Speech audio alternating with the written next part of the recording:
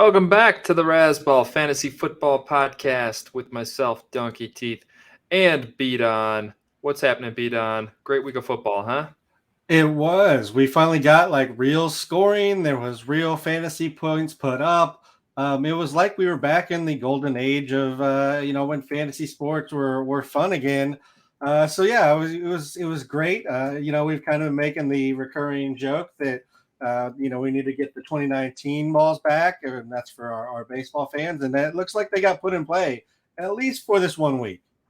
Yeah, not even that. It felt more like the steroid era. Watching Red Zone, it was like every 2 seconds, touchdown, touchdown. Everybody scored. You get a touchdown. Oh yeah, I mean it was just nice to see like real scores up there. I mean it was kind of some of the scores that I've seen in leagues this year have been kind of pathetic. And you look at the teams and you're like, that team's not that bad. It just some of the weeks have been really weird. So yeah, it was nice to see a lot of teams back over 100, and some putting up 150, 170, 200 points plus. That's always nice to see. Yeah, it's been a while, but welcome. It's a welcome scoring flurry to the fantasy football world. I'm actually in Vegas. We were just talking about this before we started recording, Beat On. So I just got into Vegas. I'm recording from the hotel room here at the Cosmopolitan, where I watched the Monday night game last night with the Bengals, who looked absolutely terrible without Jamar Chase, huh? They did, but I mean, even if they had Chase, I don't know if it would have mattered that much because, man, the O line was just letting the Browns through the entire game. It was ridiculous. There'd be three guys on top of Burrow, and you're like, so what did the five offensive linemen block then? If there's three guys getting to Burrow at the exact same time, like it was just pathetic. I know they said it on the broadcast like 85 times, but we were kind of promised a better offensive line from the Bengals, and it did not look like it, at least last night. Yeah, Joe Burrow, he's dealt with pressure a lot. He's typically been pretty good under pressure. So, yeah, I guess it was just a little bit more pressure than normal against the. Yeah, I mean, he wasn't even able to, he's pretty good at escaping and making plays last and extending the play out. But when you have a guy rushing up the middle and then two coming on the outside, not even wide on the outside, they're just coming straight at you from both sides of you. There's nowhere to escape to. So hopefully they can get some of that fixed. I don't know if it's, the linemen themselves are making some better call outs. Maybe some of that's on Burrow too, but man, they got to get something figured out. They got behind really quick. So it was really hard to even use like the running game to kind of push those linemen back, or the D linemen back a little bit. But man, they just got the rush and it was bad. Right. And when they get behind like that, we've come accustomed to Burrow kind of racking up garbage points. He did get the one late touchdown to T. Higgins, to Tyler Boyd, I think. Did he get one to each of them? I thought it was well, he did get one to Boyd for sure, but I thought he got one to each. Yeah. Yeah, I think he did. You're right. So yeah, it made it not the worst fantasy game from him, but I guess going off a little bit off script here, we're going to talk about it a little later, but since I brought it up, what are you doing with Burrow? How are we valuing him moving forward without Chase? How are you valuing Chase? If you're a contending team, are you going out and buying him? Are you comfortable buying him? I mean, it sounds like they avoided major injury. So if you're going out and buying Chase, you what situation you're in. You have a stacked team. You're sitting in a good spot record wise.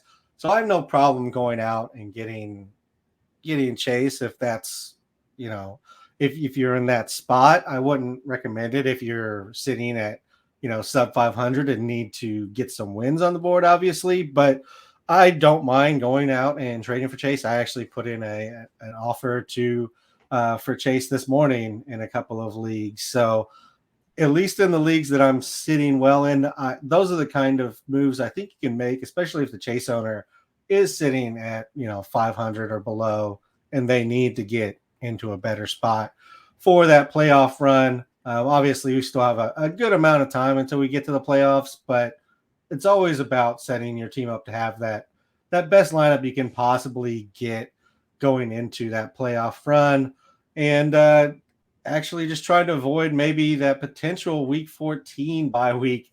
If you're sitting in a really pretty spot and you have a bunch of week 14 guys, it could be worth swapping them out for equal value potentially, or trying to combine two of them and upgrade, just so that you're not sitting around wondering what to do in week 14 as well. Yeah, and Go ahead. Well, I was going to say even more incentive for the Chase owner might be next week because they're going to have a week 10 bye. So the Bengals, that is. So the Bengals got the Panthers this week, and then they have a week 10 bye. So,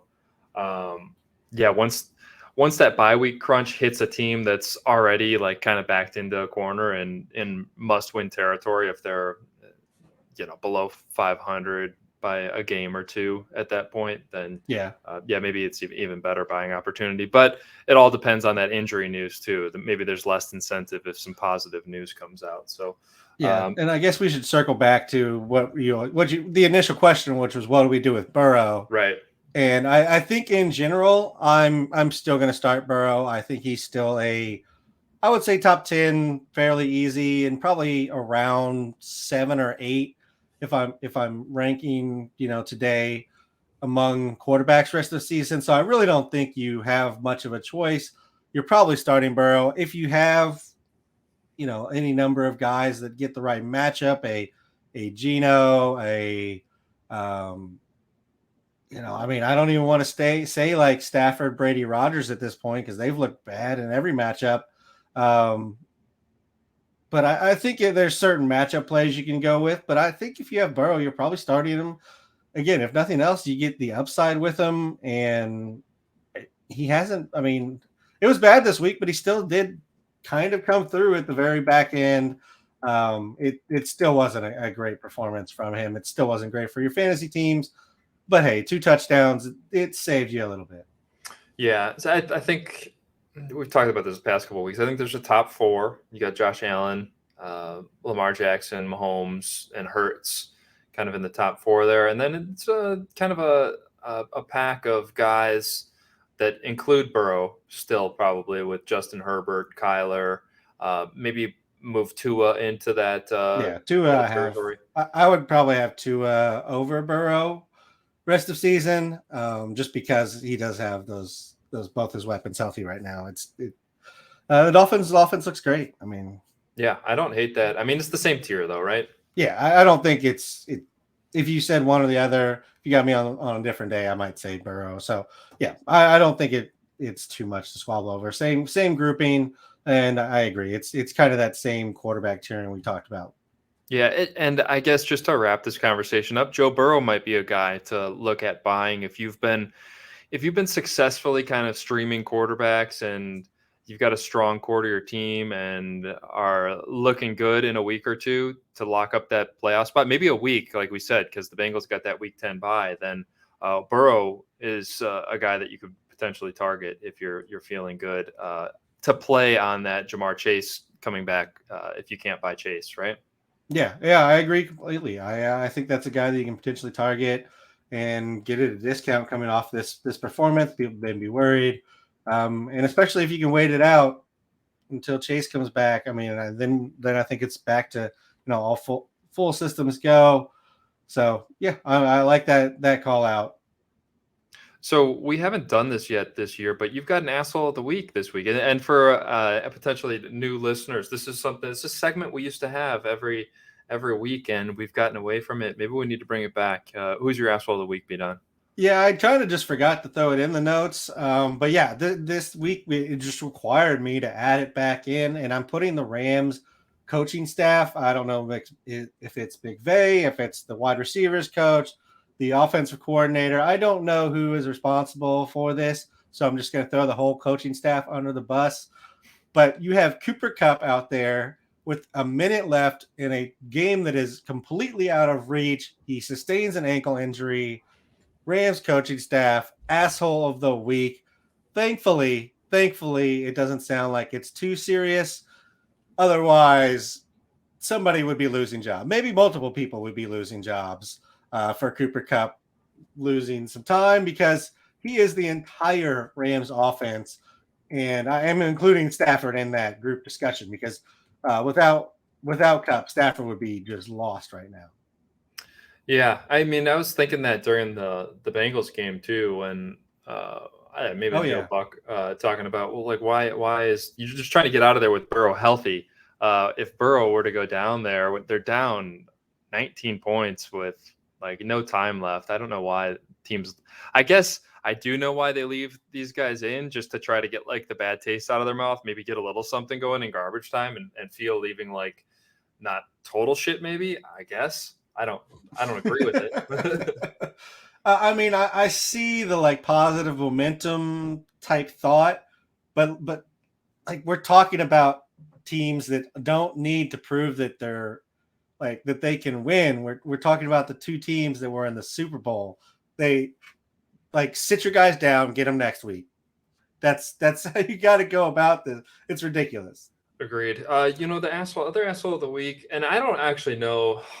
I'm interested in your opinion. There's got to be an asshole here with the DJ Moore situation. I don't know if it's DJ Moore or the referee, though. What's your opinion on that? And for those that aren't familiar, DJ Moore caught it's like a 49-yard touchdown to tie the game up and got a penalty for taking his helmet off in his celebration. And he was out of the end zone, not in the field of play, I think technically is the gray area here. Got the penalty, moved them back. The kicker misses the extra point. They go into overtime and lose. Yeah. So there's a couple of assholes in this.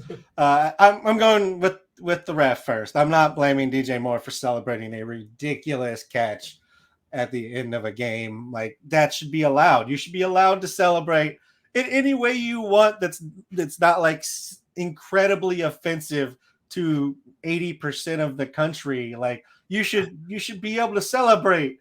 Like he took his helmet off. That's not offensive. If anything, the NFL should kind of push towards players taking their helmets off because like you could use some facial recognition with your players unless they are a quarterback or like a star wide receiver or running back, occasional, line D line. There's occasional guys that have a little bit more face value, but like we don't know what these guys look like. And I include myself. I'm an NFL fan. We are on here talking on a podcast. We take our time and write and do all this all year. And I don't know what 90% of the league looks like because they're behind masks. So like, whatever. So with refs, first of all, the same thing happened in Washington and they didn't call it there. It is ridiculous, but it's really Eddie Pinheiro to me. Like he missed 2 kicks for the Panthers. And if he doesn't miss both kicks, then it doesn't matter. Nobody cares.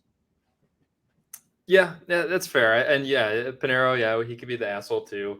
I agree. I think that it shouldn't be so like, oh, the rule shouldn't be like black and white. There should be some gray area. A huge play like that, maybe a little bit more lenience on celebrations than like you catch a touchdown in the first quarter and do some ridiculous celebration if they want to throw that flag, maybe. And yeah, I agree with not taking your helmet off, like in the field of play, like you catch a first down and you take your helmet off and celebrate. No, but after a drive is over, right? It should be different, right? Yeah, it's a touchdown. That's the end of the drive. There's nothing left other than the kick or the 2-point conversion, which like is still a separation. Like there's so much more time between a touchdown and the kick or 2-point than there is from play to play. Like that's a separate break for me. So yeah, I think it's just ridiculous that it like they don't even follow their own rules because again, it happened. The same thing happened in Washington. Terry McLaurin made a great catch, pulls off his helmet, no flag, because that ref happened to be in a good mood, and the one that whistled for DJ Moore was in a bad mood, or maybe he laid money against the Panthers. I don't know.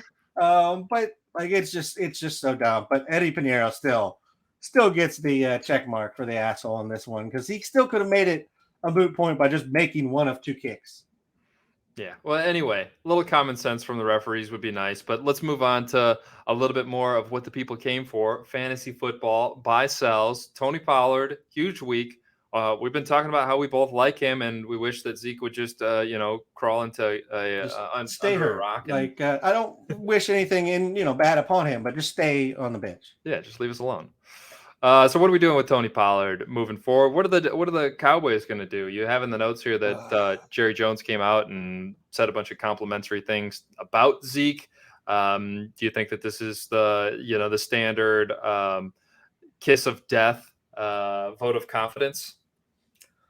I don't know, because Jerry is very hard-headed, and we've known this for a very long time. He is paying Zeke a lot of money, and he's not paying Tony very much. And he's probably going to let Tony walk in free agency. It's either sign him and cut Zeke, and Zeke could be cut. Like I've been saying this all year, Zeke could be cut.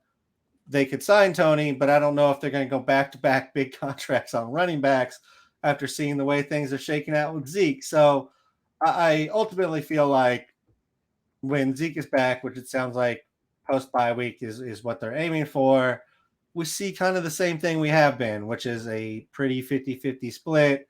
Zeke getting short yardage, Pollard getting, a lot of the third down and late in the game work if they're behind.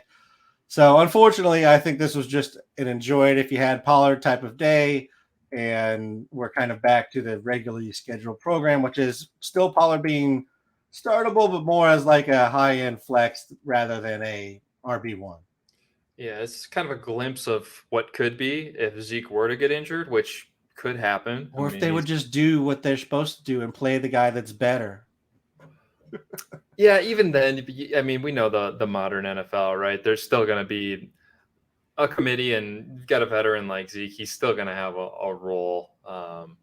Most offenses would do the same thing. Versus if Zeke were to get hurt, somebody else is going to come in and have a little bit of a role, but it won't be like having those two established guys, right? And Pollard has this opportunity, like he did this week, to kind of go off and be that featured guy. Versus when you've got two established guys, even when one of them is clearly better, like Pollard, this is just kind of the way of the modern NFL. So, but it is a glimpse if Zeke were to be absent, what could be, and what you and I have been talking about.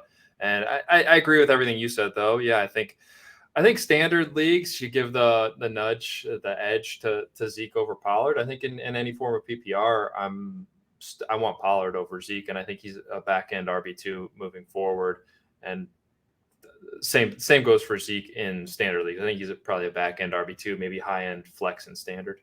Yeah, I do think this can get him closer to 50-50. It'd been kind of 60-40 favoring Zeke, maybe even 65-40, because they've been doing some two running backs, so there's a little bit of overlap. But I do think this maybe gets them back to 50-50 or closer to 50-50, just because they've now seen like what Pollard looks like when they just let him go. So buy Pollard. I mean, it depends on what the Pollard owner in your league is doing, because the Pollard owner in your league may think that Pollard's taking the job now. And true. So that may be a hard sell if that's what they're thinking. I guess from a Pollard owner perspective, we're not selling. We're holding. I'm holding unless somebody wants to give me, like, again, an RB2 or a wide receiver 2 that I can slot into my lineup. I think I would make that kind of trade, but in general, I'm not looking to move Pollard. I think he's going to have use still. David Montgomery or Pollard? I think I'm going to go with. I think I'm going to go with Pollard, actually, which is weird for me. Yeah, I like Pollard too. How about Najee Harris? I don't know. Montgomery's still getting the snaps, though. That's hard. I think the upside's just there. The Dallas offense looked much crisper with Dak back, so I think I'm going Pollard. They're in the same tier probably, but yeah, I'd rather go with the upside of Pollard as well. What about Najee Harris or Pollard? I'm going to go Najee. I still I know he hasn't looked great. I know the Pittsburgh offense hasn't looked great. I think part of the Najee not looking great is really just him getting like comfortable with the injury, which may not happen this year. So I think it's more of a dynasty buy. But I like Najee's still the whole offense there. I don't see that changing drastically. He's still, getting 70% of the snaps week in, week out. Yeah, it's one of those things where Pollard would jump him if Zeke were hurt. Yeah, Pollard becomes, an RB1, I think, if Zeke goes down. But until that happens, you just can't. I just can't move him up into that territory because we're talking about kicking out some guys who have been good to get him up into that territory. Yeah, it's workload. Yeah. All right, so Christian McCaffrey had a big game in his first full game, I guess you would call it, in San Francisco. What are we doing with CMC? Are we bumping him up to number one again ahead of Saquon? And then what are we doing with the rest of the San Francisco weapons moving forward? Are we buying or selling any of them?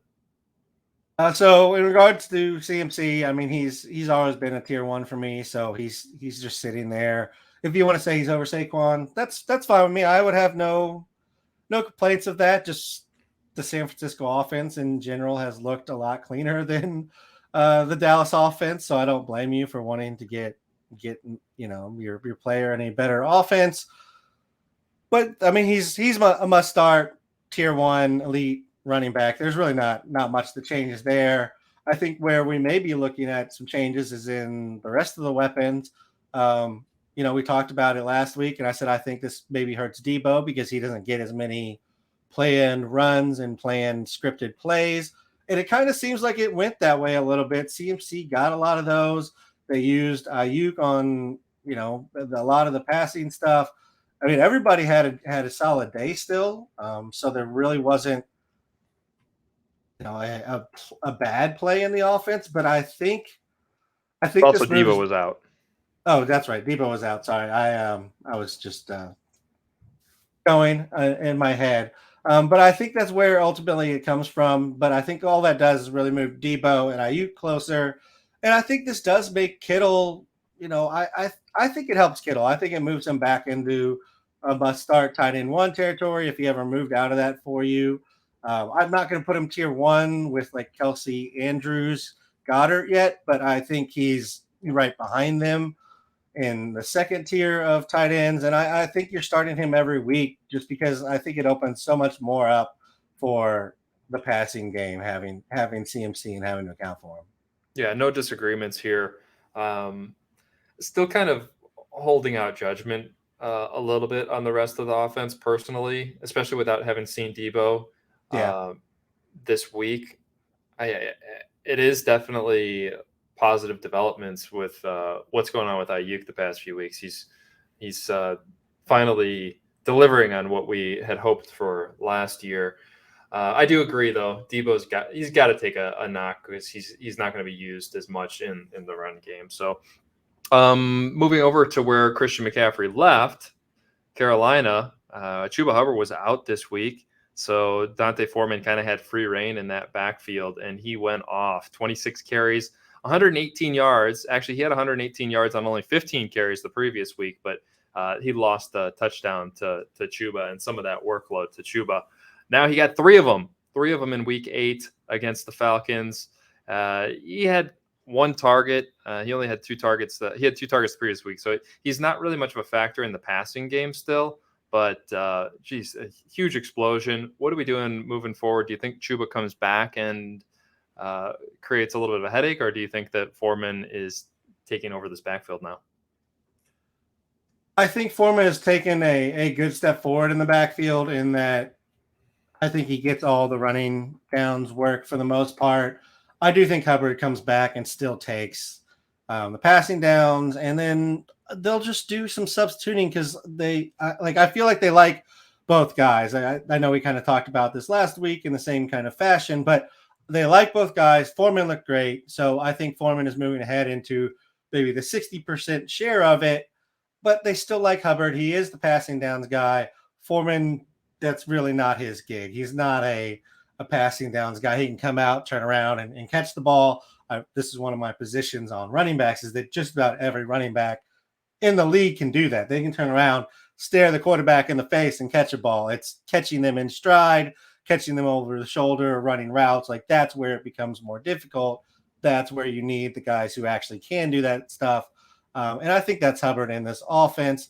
And they did pass a good amount in this offense. I kind of expected Carolina to keep it a little more run centric, and they really kind of took to the air quite a bit more than I expected. So I think Hubbard's still going to have a role.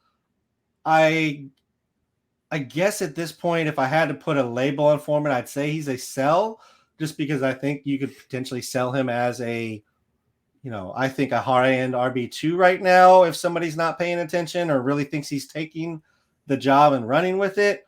But I don't think that happens necessarily.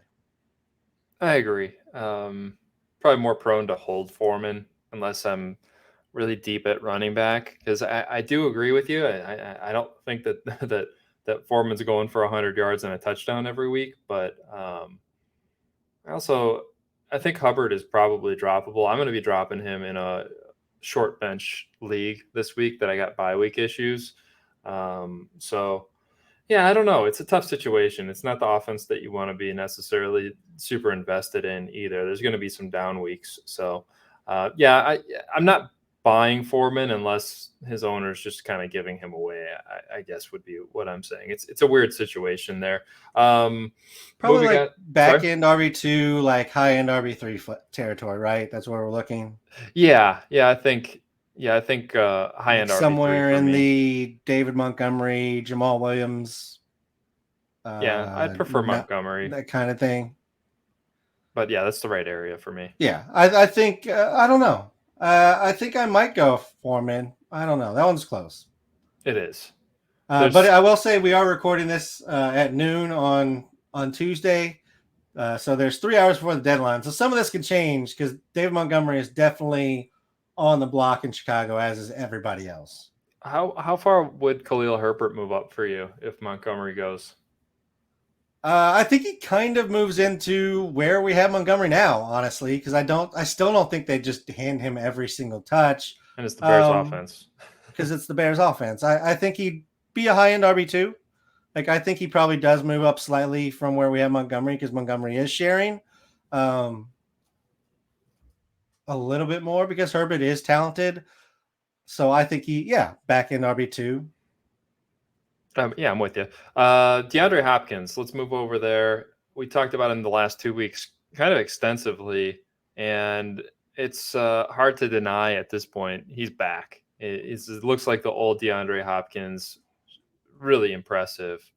14 targets in that first game back, 13 targets in the second game, 10 receptions in the first game. He had 12 receptions against the Vikings in that second game back, and he caught a touchdown, 159 yards.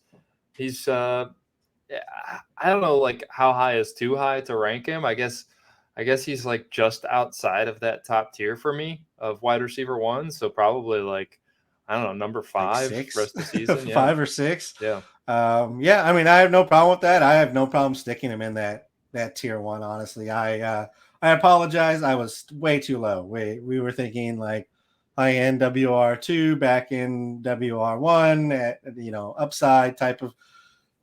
Hopefully, and now he's just been amazing. I mean, he's just getting every target. He's been great. I mean, I don't know that there's anybody outside of, say, the Cooper Kupp, Justin Jefferson, Diggs, Adams, Tyreek Hill. Like, those are the 5 that I would put him with, I think. Right. Yeah, I think Adams and Hill and is Chase like, when he comes back. Right. I think Adams and Hill is like kind of a toss-up at this point. Can make an argument. I'd take Hill. I'd take Hill over everybody right now. I think he's the wide receiver 1 at the end of the season. He just looks so stupid good right now. And Cooper Kupp has the stupid ankle thing, and like the Rams just haven't looked good on offense. Justin Jefferson is getting double and triple teamed every week.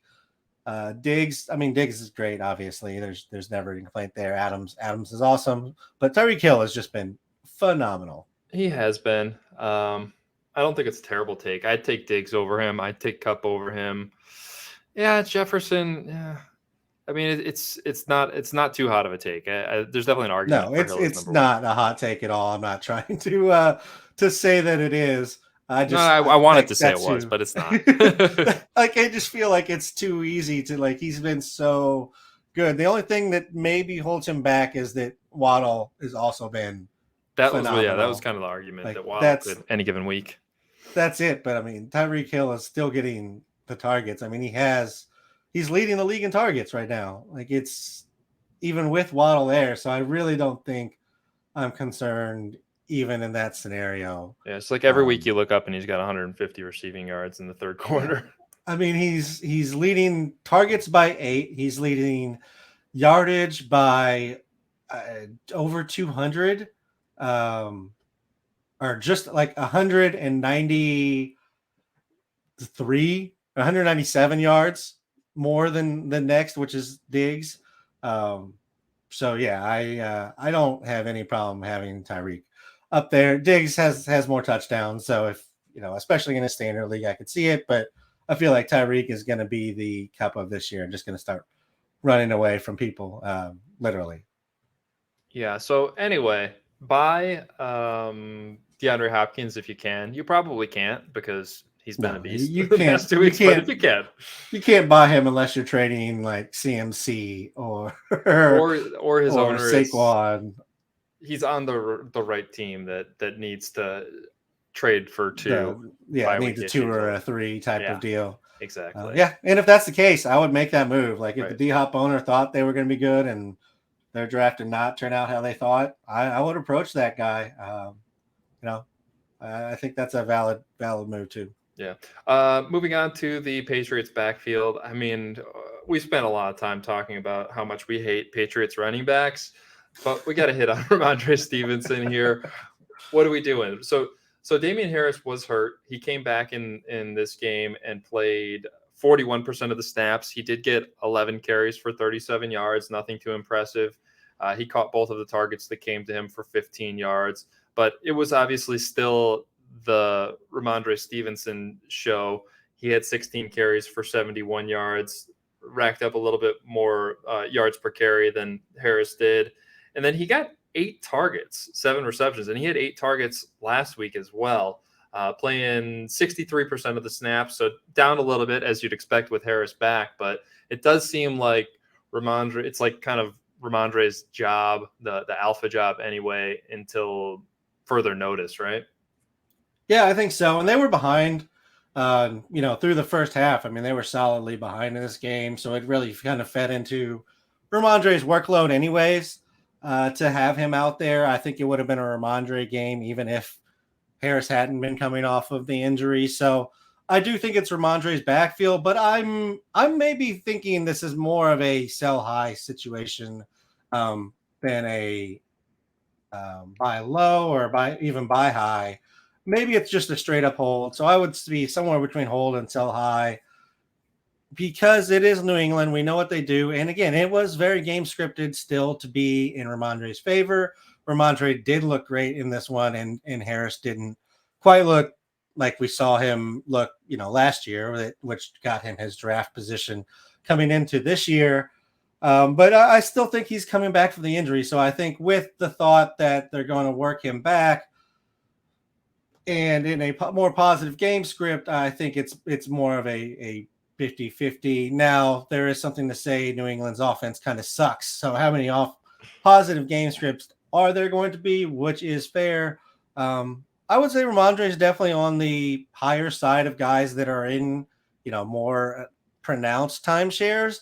But I think right now he's being valued as a guy who's not necessarily in a timeshare. And if that's the case, I would be selling.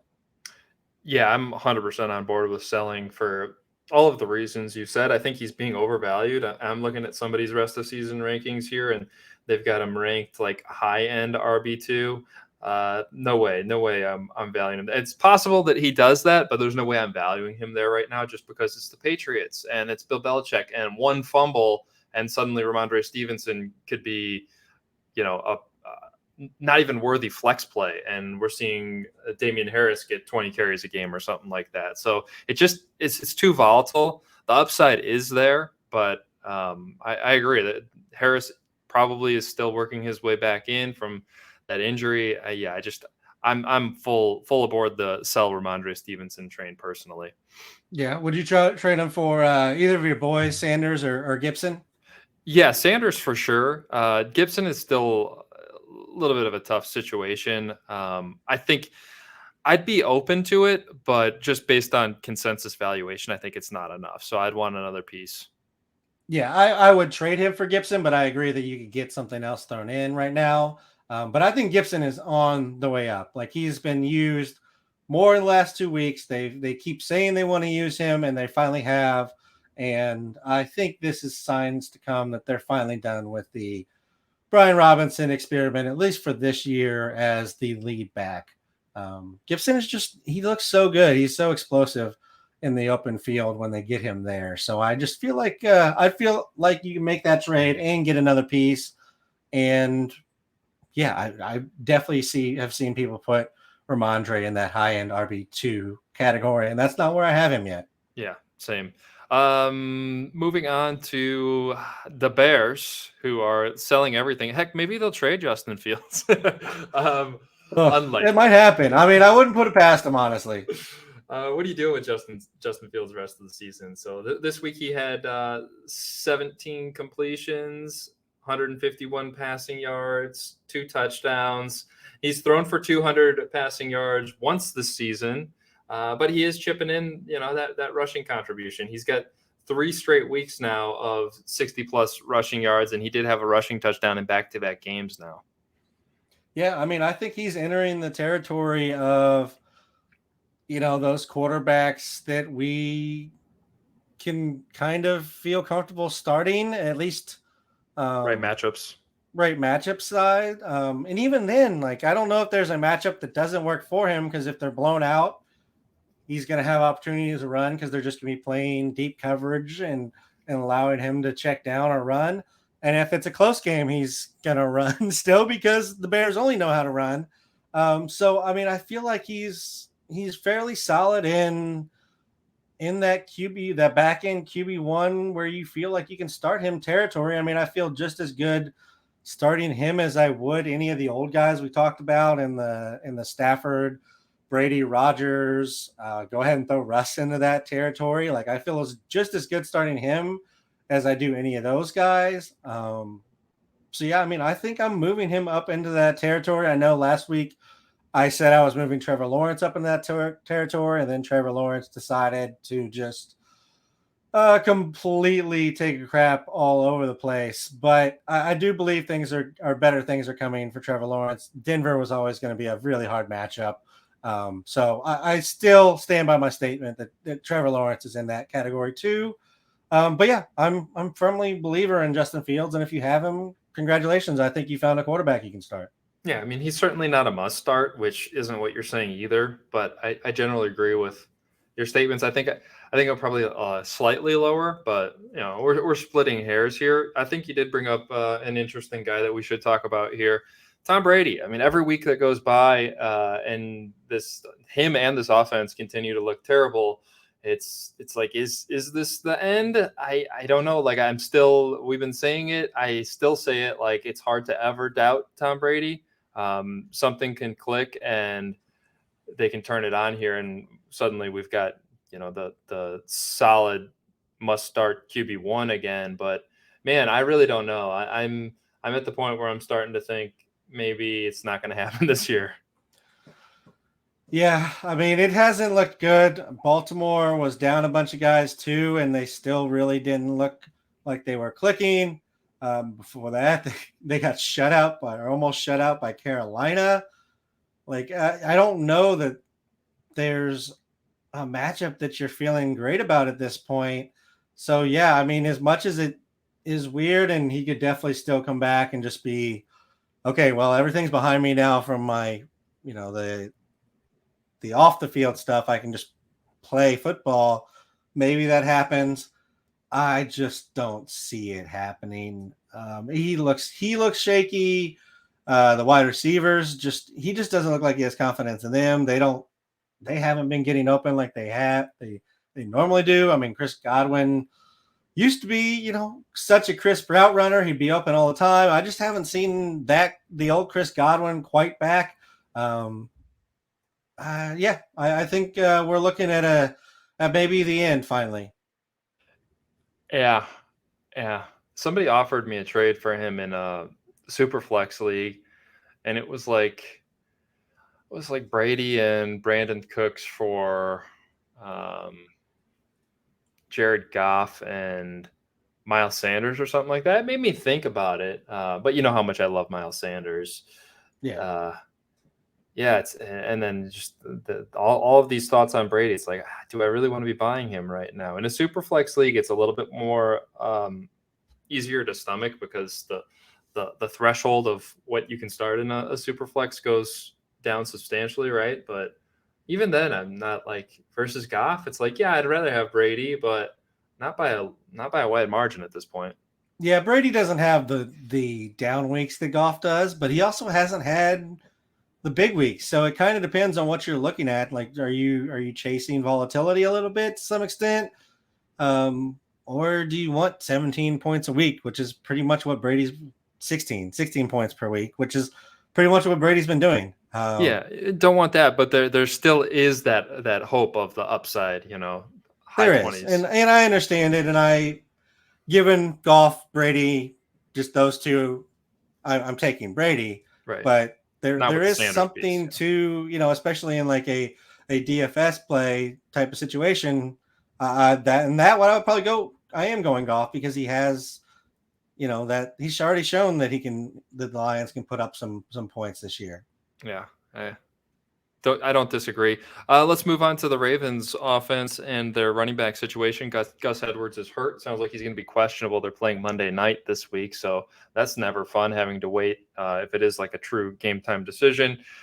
Kenyon Drake, he looked pretty good. 7 carries for 62 yards. And then he also caught all 4 of his targets. Didn't get any yardage there, but he did get into the end zone on one of those receptions. So what are you doing? You buying Kenyon Drake? You selling Kenyon Drake? You buying Gus Edwards, or just totally avoid the Ravens running back situation the rest of the season? Oh, I mean, if I'm buying anyone, I think it's Gus Edwards. Because I just don't feel like they want to give it to Kenyon Drake at all, as far as handing the whole job to him.